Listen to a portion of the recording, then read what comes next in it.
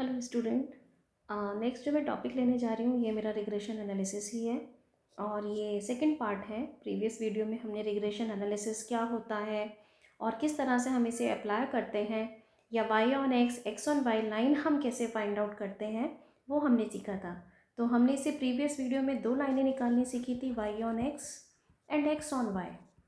आज हम इस वीडियो के अंदर लेने जा रहे हैं कि हमारे पास जो रिग्रेशन कोफिशिएंट्स आए थे लास्ट वीडियो में, जो हमने y ऑन x लाइन में भी पढ़ा था कि y minus Y bar equals to B Y X minus X bar, ये हमारे पास था रिग्रेशन कोफिशिएंट।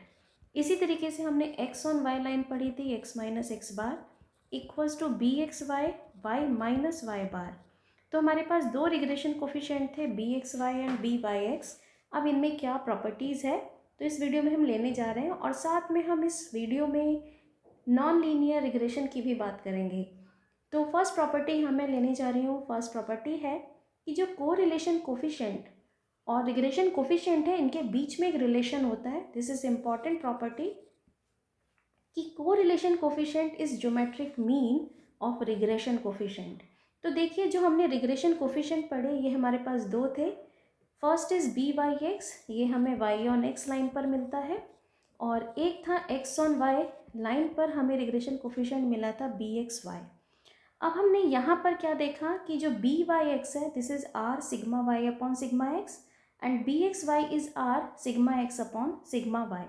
वो कहता है कि ज्योमेट्रिक मीन, अब अगर हम इन दोनों का ज्योमेट्रिक मीन ले लें तो ज्योमेट्रिक मीन हमारे पास क्या आएगा, under root this is B Y x into b x y, this is equals to under root, हमने अगर इन दोनों की वैल्यू पुट करी r sigma Y upon sigma x into r sigma x upon sigma y, तो देखेंगे कि ये आपस में इस तरह से कैंसिल हो गए और ये आपके पास बन गया आर। तो इसका meaning correlation coefficient is geometric mean of b Y x and b x y. This is important और 2 मार्क्स में क्वेश्चन इस प्रॉपर्टी पर बेस्ड आ जाता है। तो फर्स्ट प्रॉपर्टी हमारे पास इम्पॉर्टेंट है तो इसको आप याद रखिएगा। सेकंड प्रॉपर्टी है कि if one regression coefficient is greater than unity, तो जो दूसरा रिग्रेशन कोफिशिएंट है वो लेस देन यूनिटी होगा। तो हमने क्या किया, लेट हमने एक रिग्रेशन कोफिशिएंट ले लिया बी वाई एक्स और हमने मान लिया कि ये ग्रेटर देन 1 आता है। अगर ये ग्रेटर देन 1 आता है तो इसका reciprocal 1 upon b Y x ये लेस देन 1 होगा।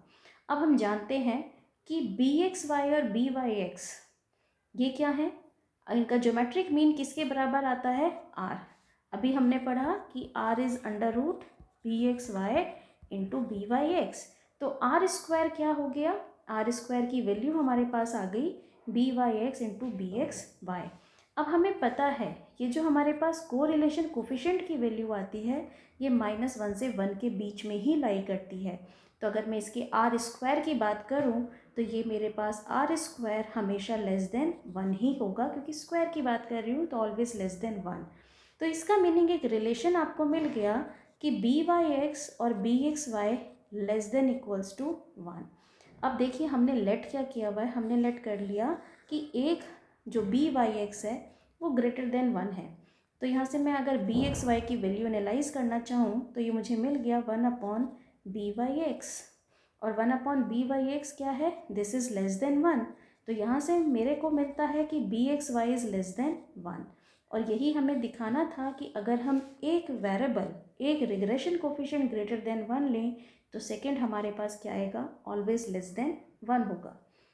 अब इसके बाद एक नेक्स्ट जो हमारी इंपॉर्टेंट प्रॉपर्टी है, this is angle between 2 regression line, it's very very important.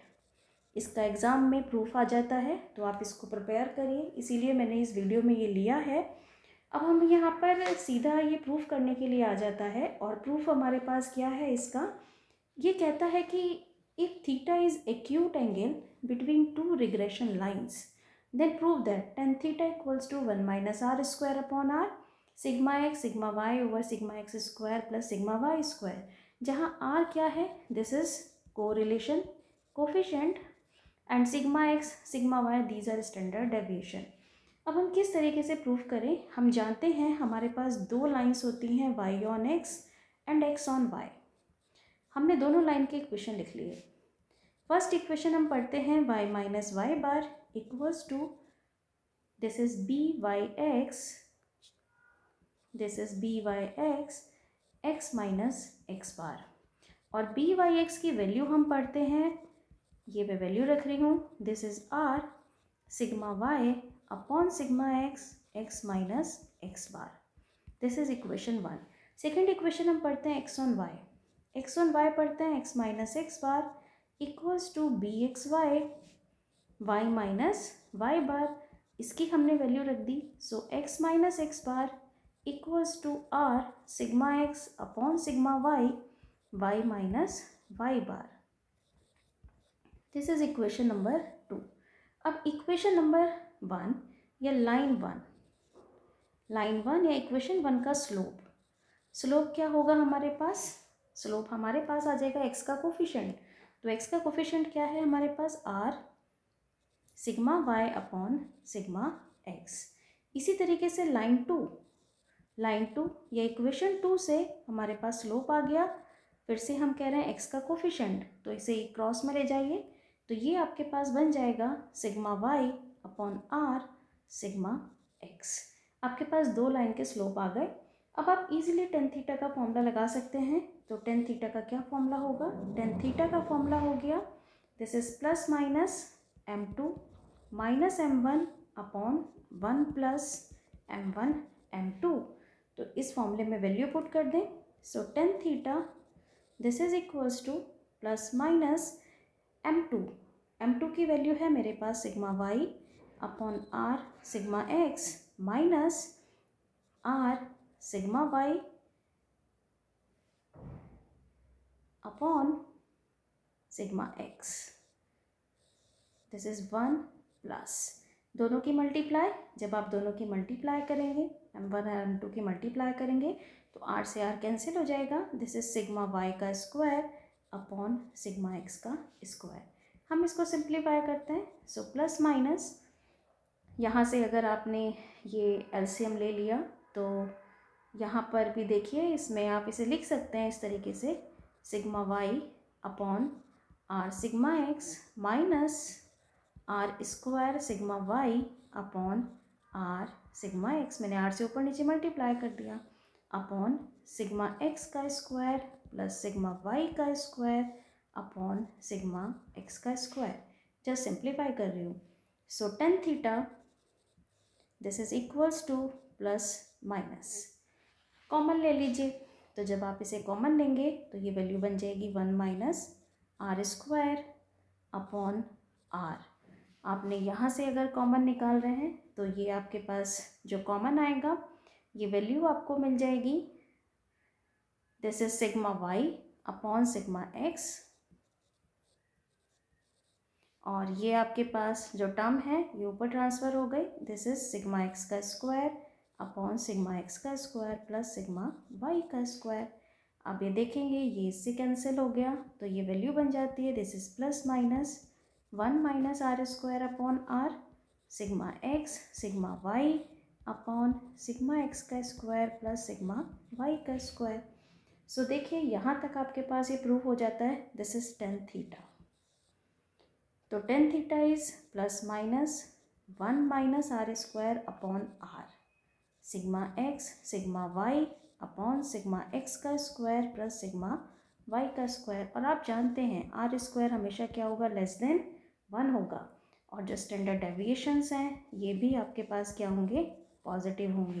तो टेन थीटा आपको क्या मिलेगा? हमेशा पॉजिटिव मिलेगा। So 1 minus are square upon are sigma x sigma Y upon sigma x का स्क्वायर प्लस सिग्मा वाई का square, ये value मिलेगी। और अगर ये पॉजिटिव है, थीटा कैसा एंगल हो गया? एक्यूट एंगल होगा। अब आता है आपके पास, आपने ये तो प्रूफ कर लिया। अब इसके कुछ सिग्निफिकेंस बताती हूँ कि अगर आपके पास आपने कहा कि r की वैल्यू 0, अगर r की वैल्यू आपने 0 रखी तो टेन थीटा आपको क्या मिलेगा? इन्फिनिटी। सो थीटा की वैल्यू क्या मिल गई? π/2। अगर थीटा π/2 है तो दोनों लाइन के बीच में कितना एंगल हुआ? 90 डिग्री। इसका मतलब दोनों लाइनें क्या हैं? दोनों लाइनें आपके पास परपेंडिकुलर हैं। अगर ये दोनों लाइन आपके पास परपेंडिकुलर हैं तो इसका मीनिंग क्या है कि आपके पास दोनों लाइन अगर आप परपेंडिकुलर कह रहे हैं तो हमने जैसे आपसे कहें कि ये दो लाइन परपेंडिकुलर हैं, तो मान लीजिए मैं इस लाइन की बात कर रही हूँ, इसका मीनिंग आपके पास जितनी भी वैल्यूज़ हैं वाई सेम रहा, या हम कहें कि अगर हम इस लाइन की बात कर रहे हैं तो इस लाइन की बात करें, इस लाइन पर चलें, हम कह रहे हैं एक्स की हम कुछ भी वैल्यू रखें, वाई क्या है सेम है। अगर हम इस लाइन पर चल रहे हैं इसका मतलब क्या है कि आप वाई की कोई भी वैल्यू रखें एक्स सेम है। तो इस तरीके से आप देख सकते हैं कि अगर आप दोनों लाइन परपेंडिकुलर कह रहे हैं जहाँ आर की वैल्यू क्या है 0 है। इसी तरीके से हम कह दें कि आर की वैल्यू +-1 है। अगर आर की वैल्यू +-1 है तो टेन थीटा आपको क्या मिलेगा 0। इसका मीनिंग थीटा क्या मिल रहा है 0। थीटा 0, दोनों लाइनों के बीच का एंगल 0 हो गया। इसका मीनिंग दोनों रिग्रेशन लाइन कॉन्साइड कर गई, जो रिग्रेशन लाइंस हैं वो कॉन्साइड करेंगी। अगर दोनों रिग्रेशन लाइन कॉन्साइड कर जाती हैं तो इसका मतलब वहाँ पर परफेक्ट कोरिलेशन होगा, यहाँ परफेक्ट कोरिलेशन होगा दोनों लाइंस के बीच में। तो आई थिंक आपको ये टेन थीटा निकालना समझ आ गया होगा। अब इसके बाद हम एक नेक्स्ट एग्जांपल लेते हैं इसी बेस्ड प्रॉपर्टी पर। हमारा एग्जांपल है, इंपॉर्टेंट एग्जांपल है ये। In a partially destroyed lab record of a analysis of a correlation data, जिसमें हमें गिवन है वेरिएंस, डेटा का वेरिएंस गिवन है, रिग्रेशन लाइंस गिवन है, और इसकी हेल्प से उसने हमें कुछ रिजल्ट दे दिए कि रिग्रेशन लाइंस आपके पास ये हैं, वेरिएंस ऑफ एक्स ये है, तो आप निकालिए मीन वैल्यू, स्टैंडर्ड डेविएशन और कोरिलेशन कोफिशिएंट। मीन वैल्यू मतलब एक्स बार वाई बार पूछा है, यहाँ उसने सिग्मा वाई की वैल्यू पूछी है, और यहाँ आर की वैल्यू आपसे पूछी गई है। तो देखिए सबसे पहले देखें कि हमें जो इन्फॉर्मेशन गिवन है वो क्या बताता है। उसने हमें दो रिग्रेशन लाइन दी, तो इसका सॉल्यूशन करने के लिए हमें एक प्रॉपर्टी याद करनी होगी। हमने प्रीवियस वीडियो में इसका डिस्कस किया था कि जो दोनों लाइन होती हैं, both regression lines passes through, कहाँ से पास होती हैं ये, passes through x bar and y bar, meaning mean से पास होती हैं। तो अगर कोई भी लाइन एक पॉइंट से पास हो रही है तो वो पॉइंट उसको सेटिस्फाई करेगा। तो यहाँ हमें जो फर्स्ट लाइन दी गई है, ये लाइन दी गई है 8x माइनस का 10y प्लस 66 इक्वल्स टू 0। तो ये लाइन कहाँ से पास होती है, x बार y बार से, तो ये इसको सेटिस्फाई करेगा। 8x बार माइनस 10y बार प्लस का 66 इक्वल्स टू 0। इसी तरीके से सेकेंड लाइन हमें प्रोवाइड कर दी गई 40x माइनस का 18y इक्वल्स टू 214। तो ये लाइन भी x बार y बार से पास होगी, तो इसमें भी हम यही पॉइंट पुट कर रहे हैं, माइनस का 18y बार माइनस का 214 इक्वल्स टू 0। दोनों को सॉल्व कर लीजिए, कैलकुलेटर में दोनों इक्वेशन को फीड करेंगे, आंसर अपने आप आ जाएगा। तो आफ्टर सॉल्विंग तो आपको यहाँ पर वैल्यू मिल जाएगी x बार एंड y बार की। तो आफ्टर सॉल्विंग x बार ये आपको आंसर मिल जाएगा 13 और y बार आपको मिल जाएगा 17। तो क्वेश्चन का फर्स्ट पार्ट आप बहुत इजीली कंप्लीट कर सकते हैं but by using this property. अब इसी क्वेश्चन के हम सेकेंड पार्ट पर मूव करते हैं। सेकेंड पार्ट में उसने हमसे पूछा standard deviation and correlation coefficient. तो सेकेंड और थर्ड पार्ट की वैल्यू हम निकालने जा रहे हैं, जहाँ पर हम सिग्मा वाई फाइंड आउट करेंगे और कोरिलेशन कोफिशिएंट फाइंड आउट करेंगे। तो देखिए इस क्वेश्चन में एक इन्फॉर्मेशन और दी गई है, variance of x. Variance of x meaning sigma x square की वैल्यू उसने दे दी 9, तो सिग्मा एक्स की वैल्यू आपके पास आ गई 3, वेरिएंस ऑफ एक्स। अब साथ में उसने हमें दो रिग्रेशन लाइंस भी दी हैं, इनका यूज़ करिए, दोनों रिग्रेशन लाइन का। आर सिग्मा वाई तक पहुंचने के लिए हम कुछ प्रॉपर्टीज़ यूज़ करने जा रहे हैं, जिसको मैं याद दिला दूँ। R is a geometric mean of b x Y and B Y x, इसका यूज़ करेंगे।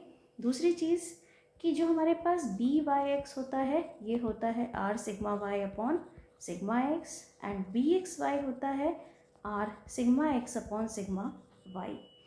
अब सबसे पहले मैं फर्स्ट लाइन लिखती हूँ। फर्स्ट लाइन है हमारे पास 8x माइनस का 10y प्लस 66 इक्वल्स टू 0। यहाँ से हमने निकाल लिया y ऑन x। अगर मैं कह रही हूँ y ऑन x, तो इसका मीनिंग मैं यहाँ से y की वैल्यू निकाल लेती हूँ। तो y मेरे पास आ जाता है, या 10y लिख लेते हैं, 10y equals to 8x plus 66। So y equals to 0.8x plus 6.6। This is equation number 1, y on x। अब सेकेंड जो लाइन दी गई है मेरे पास, ये लाइन है मेरे पास 40x माइनस का 18y इक्वल्स टू 214। यहाँ से मैं लाइन निकालती हूँ x ऑन y। तो x on y meaning x की वैल्यू निकाल रही हूँ।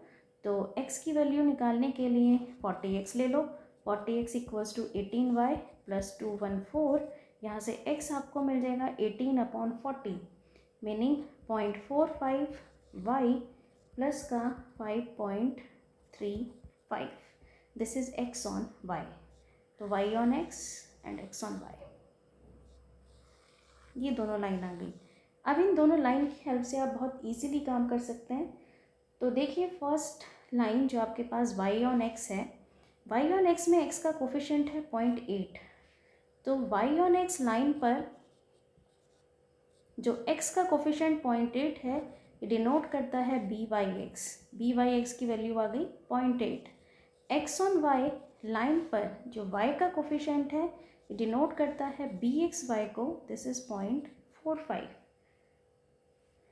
अगर r निकालना है कोरिलेशन कोफिशिएंट, तो √0.8 इंटू 0.45 प्रॉपर्टी यूज़ कर ली हमने। सो r की वैल्यू आपको मिल जाएगा, दिस इज 0.6। कोरिलेशन कोफिशिएंट ये आ गया। अब हमारे पास हमें एक टर्म और निकालनी है, वो है सिग्मा y। सिग्मा y की वैल्यू और फाइंड आउट करनी है। तो सिग्मा y की वैल्यू को फाइंड आउट करने के लिए आप इसका यूज़ कर सकते हैं, जो अभी आपको ये दोनों फॉर्मूले बताए हैं। इन दोनों फॉर्मूले की हेल्प में आप कोई भी फॉर्मूला ले लीजिए, आपको इजीली आंसर आप फाइंड आउट कर पाएंगे। तो यहाँ पर हम लेते हैं, मैंने एक निकाला हुआ है, दिस इज़ by(x) ले लेते हैं। by(x) equals to r sigma y upon sigma x। और by(x) आपके पास है क्वेश्चन के अकॉर्डिंग 0.8, r की वैल्यू 0.6, सिग्मा y फाइंड आउट करना है, सिग्मा x की वैल्यू 3। तो सिग्मा y की वैल्यू यहाँ से आपको मिल जाती है 0.8 इंटू 3 डिवाइडेड बाय 0.6। तो ये वैल्यू आपके पास आ गई, दिस इज़ 4। तो क्वेश्चन के अकॉर्डिंग सिग्मा y इज़ 4। तो इस तरीके से आप जो भी डेटा गिवन है या जो इन्फॉर्मेशन गिवन है, आप उसकी हेल्प से ईज़िली क्वेश्चंस को प्रोसीड कर सकते हैं। अब इसके बाद हम लेते हैं, यहाँ तक हमारा लीनियर रिग्रेशन का पार्ट कंप्लीट होता है। इसके बाद हम लेने जा रहे हैं non linear regression. Non linear regression में हम यहाँ जो कर्व ले रहे हैं, this is second degree curve, a plus b x plus c x square second degree parabolic curve of regression y on x। अब हम इस कर्व को कैसे निकालें, जैसे हमने स्ट्रेट लाइन निकाला है, इस कर्व को हम कैसे निकालें, तो ये हम तो ऑलरेडी डिस्कस कर चुके हैं प्रीवियस टॉपिक में कर्व फिटिंग में। तो जैसे वहाँ सीखा है, सेम प्रोसीजर यहाँ अप्लाई करें और काम करें। कैसे निकाला था याद दिला देती हूँ, by using normal equation. Video नहीं देखा कर्व फिटिंग का तो वहाँ देखें। नॉन लीनियर रिग्रेशन का ये पार्ट तो आप कर्व फिटिंग में ऑलरेडी पढ़ चुके हैं, अलग से पढ़ने की कोई रिक्वायरमेंट नहीं है। तो मैं यहाँ पर सिर्फ नॉर्मल इक्वेशन बता रही हूँ, क्वेश्चंस आप उसी वीडियो से इजीली कंप्लीट कर सकते हैं। तो अगर आपको नॉन लीनियर रिग्रेशन में करना है काम, तो सेकेंड डिग्री पैराबोलिक कर्व आप यहाँ पर फिट करेंगे बाय यूजिंग नॉर्मल इक्वेशन। तो देखिए यहाँ 3 कोफिशिएंट है ए बी सी, तो कितनी नॉर्मल इक्वेशन बनेंगी, 3 नॉर्मल इक्वेशन बनेंगी। फर्स्ट नॉर्मल इक्वेशन कैसे बनाते हैं, आपके पास जो a का कोफिशिएंट है 1, तो पूरे इक्वेशन में आपने 1 से मल्टीप्लाई करेंगे तो सेम इक्वेशन रहता है। मैंने लिखने का तरीका भी बताया था, इस तरह से अगर मैं 1 से मल्टीप्लाई करूं तो सेम इक्वेशन रहेगा। समेशन यहाँ लगा दिया, ये n आ गया, this is b summation x square. यह आपके पास फर्स्ट नॉर्मल इक्वेशन आ गई। सेकेंड नॉर्मल इक्वेशन जो बनेगी वो b के कोफिशिएंट के साथ, देखो b के साथ लिखा है x, तो पूरी इक्वेशन में x से मल्टीप्लाई कर दिया, x y a x b x square and c x cube, summation apply. ये आपके पास सेकेंड नॉर्मल इक्वेशन आ गई, this is second normal equation. Third c के कॉरस्पॉन्डिंग अब की बार एक्स स्क्वायर से मल्टीप्लाई करने जा रही हूँ, तो x square y a x square plus का बी एक्स क्यूब प्लस का सी एक्स की पावर 4 समेशन अप्लाई। ये आपके पास थर्ड नॉर्मल इक्वेशन आ गई। तीनों इक्वेशन को सॉल्व करो, टेबल फॉर्म करो जो जो चाहिए, तीनों इक्वेशन को सॉल्व करो बाय यूजिंग कैलकुलेटर और किसकी वैल्यू फाइंड आउट कर लो, ए बी सी की वैल्यू फाइंड आउट कर लो। और ए बी सी की वैल्यू जब फाइंड आउट कर ली तब तो इक्वेशन लिखना सिंपल है। तो ये टॉपिक हम ऑलरेडी कर्व फिटिंग में ले चुके हैं, तो वीडियो को ध्यान से देखिए। तो कर्व फिटिंग और नॉन लीनियर रिग्रेशन एक साथ कंप्लीट हो गया। अब इसके बाद हम लेते हैं multiple linear regression. Multiple linear regression multiple use कर रहे हैं, तो इससे प्रीवियस जितना हमने रिग्रेशन पढ़ा हमने सिर्फ दो वेरिएबल डिस्कस किए, वो थे y और x। चाहे तो x ऑन y कहूँ या y ऑन x कहूँ, लीनियर कहूँ या नॉन लीनियर कहूँ, दोनों में दो वेरिएबल थे। लेकिन मल्टीपल लीनियर रिग्रेशन में यहाँ पर मोर देन 2 वेरिएबल्स आप काम करेंगे। तो इसका मीनिंग जो डिपेंडेंट फंक्शन है वो दो या दो से ज़्यादा वेरिएबल्स पर डिपेंड होगा। तो यहाँ पर जो हम लेने जा रहे हैं, जैसे हमने एक लीनियर फंक्शन ले लिया, वो हमने ले लिया y। अब y किस पर डिपेंड है, दो वेरिएबल पर डिपेंड है x एंड z। तो हम यहाँ पर जो कह रहे हैं लीनियर, तो इसलिए हम यहाँ पे लीनियर इक्वेशन क्या ले रहे हैं, y equals to a plus b x plus c z. तो यहाँ पर ये जो निकल के आता है, इससे पहले रिग्रेशन लाइन्स थी, लेकिन यहाँ ये जो पढ़ेंगे दिस इज रिग्रेशन प्लेन। तो इस तरह से जो हमारे पास निकलेगा वो रिग्रेशन प्लेन निकलेगा। अब इस इक्वेशन को हम निकालें कैसे, तो सिर्फ हमारे पास निकालने का जो हमने तरीका इससे पहले भी पढ़ा है वही तरीका हम यहाँ पर भी यूज़ करने जा रहे हैं। हमें निकालना क्या एक्चुअली, हमें तो 3 वेरिएबल निकालने हैं, ए बी सी। तो जो काम हमने वहाँ कर्व फिटिंग में सीखा सेम काम हम इस पर अप्लाई कर दें। तो हम इसकी हेल्प से 3 इक्वेशन बहुत ईजिली बना सकते हैं। 3 इक्वेशन बनेंगे क्योंकि a b c find out करना है। ए के कॉरस्पॉन्डिंग, तो ए का कोफिशिएंट अगर 1 है तो मेरे पास फर्स्ट इक्वेशन बन गई summation y equals to m a plus B summation x plus C summation z। जहाँ m क्या है, m मेरे पास है नंबर ऑफ ऑब्जर्वेशंस जितने हमें दिए गए हैं। इसके बाद b के कॉरस्पॉन्डिंग बनेगा, तो b के साथ लिखा है x। अब की बार पूरे इक्वेशन में x से मल्टीप्लाई करके समेशन अप्लाई करते जाओ, a summation x plus b summation x square plus c summation X Z, जैसे कर्व फिटिंग में सिखाया। उसके बाद c के साथ है z। अब की बार z से मल्टीप्लाई करते जाओ पूरी इक्वेशन में, समेशन अप्लाई कर दो, तो this is y into Z a summation z plus b summation X Z plus c summation z square. इस तरीके से 3 इक्वेशन बना लेंगे आप। इन तीनों इक्वेशन में जो भी समेशन रिक्वायर्ड है टेबल फॉर्म करें, तीनों इक्वेशन को कैलकुलेटर में फीड करें, सिंप्लीफाई करें और आंसर फाइंड आउट कर लें। तो इसके कॉरस्पॉन्डिंग में एक एग्जाम्पल लेने जा रही हूँ।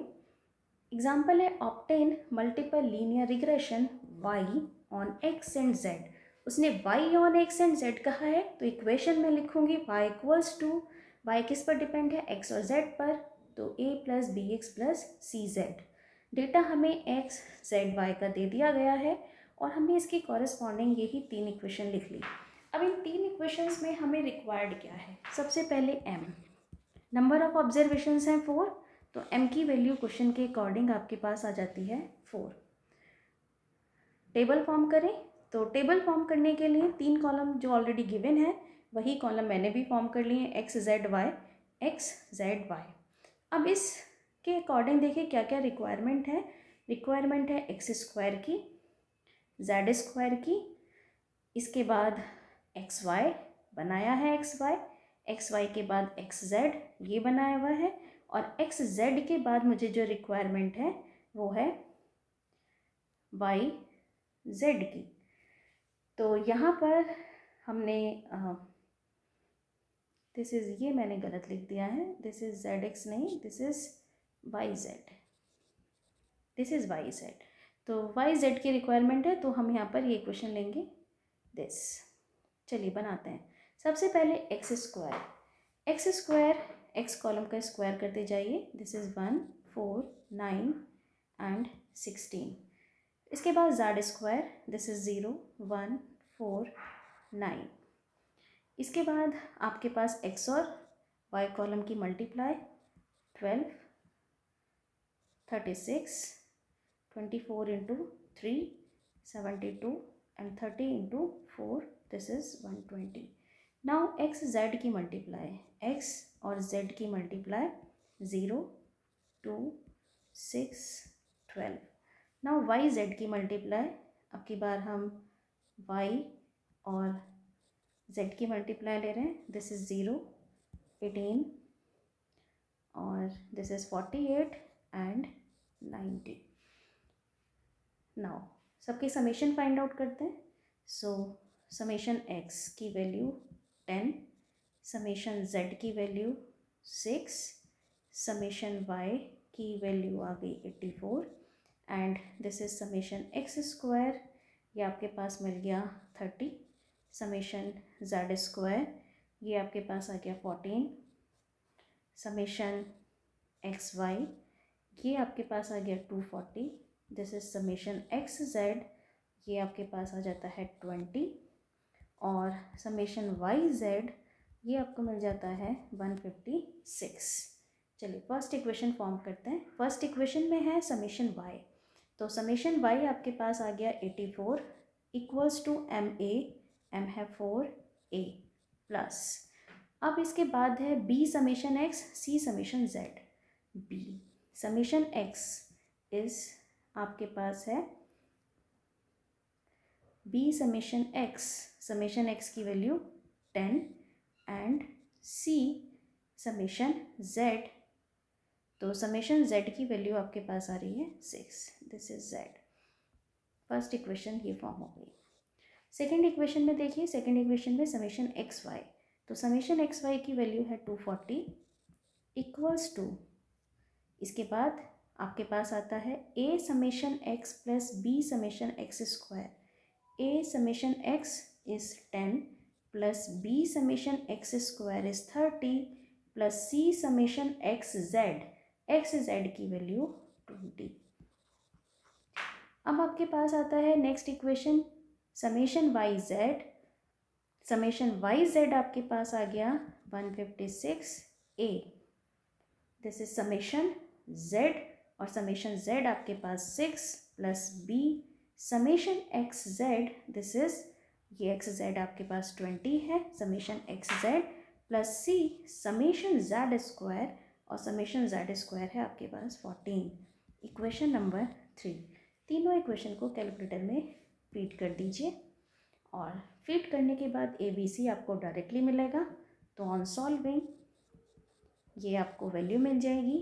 A is 10, B is 2 and C is 4। So regression plan आपको मिल गया, ये वैल्यू आपके पास आ गई y equals to a plus b x plus c z, so y equals to 10 plus 2x plus 4z, this is regression plane. तो इस तरीके आप बहुत इजीली क्वेश्चन को सॉल्व कर सकते हैं। तो बहुत ही इजी टॉपिक है, आई थिंक आपको रिग्रेशन कंप्लीट समझ आ गया होगा। टॉपिक को बहुत अच्छे से प्रिपेयर करें। So thank you very much.